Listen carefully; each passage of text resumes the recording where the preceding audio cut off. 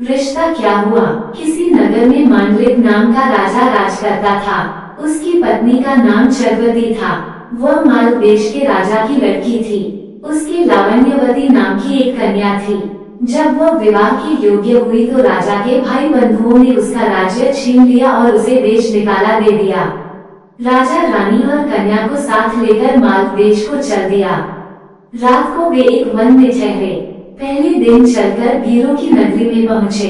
राजा ने रानी और बेटी से कहा कि तुम लोग वन में छिप जाओ, नहीं तो वीर तुम्हें परेशान करेंगे। वे दोनों वन में चली गईं। इसके बाद वीरों ने राजा पर हमला किया। राजा ने मुकाबला किया पर अंत में वह मारा गया। वीर चले गए। उसके जाने पर रानी और बेटी जंगल से निकलकर आईं और राजा को मरा देखकर बड़ी दुखी हुई। वे दोनों शोक करती हुई एक तालाब के किनारे पहुंची।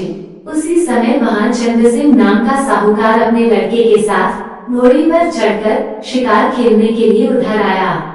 दो स्त्रियों के पैरों के निशान देखकर साहूकार अपने बेटे से बोला, अगर ये स्त्रियां मिलजो तो जाने जिससे चाहो विवाह कर लेना। लड़के ने कहा, छोटे पैर वाली छोटी उम्र की होगी, उससे मैं विवाह कर लूंगा। आप बड़ी से कर लें। साहूकार विवाह नहीं करना चाहता था पर बेटे के बहुत कहने पर राजी हो गया। थोड़ा आगे बढ़ते ही उन्हें दोनों स्त्रियां दिखाई दी।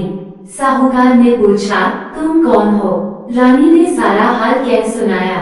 साहूकार उन्हें अपने घर ले गया। संयोग से रानी के पैर छोटे थे, पुत्री के पैर बड़े, इसलिए साहूकार ने पुत्री से विवाह किया। लड़के ने रानी से हुई और इस तरह पुत्री सास बनी और माँ बेटे की बहू। उन दोनों के आगे चलकर कई संतानें हुई। इतना कहकर बेताल बोला, राजन बताइए, माँ बेटी के जो बच्चे हुए उनका आपस में क्या रिश्ता हुआ? ये सवाल सुनकर राजा बड़े चक्कर में पड़ा।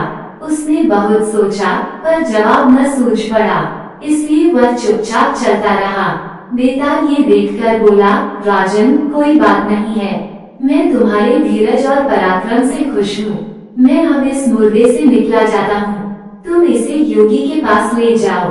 जब वो तुम्हें इस मुर्दे को सिर झुकाकर प्रणाम करने को कहे तो तुम कह देना कि पहले आप करके दिखाओ। जब वो सिर झुकाकर बतावे तो तुम उसका सिर काट लेना।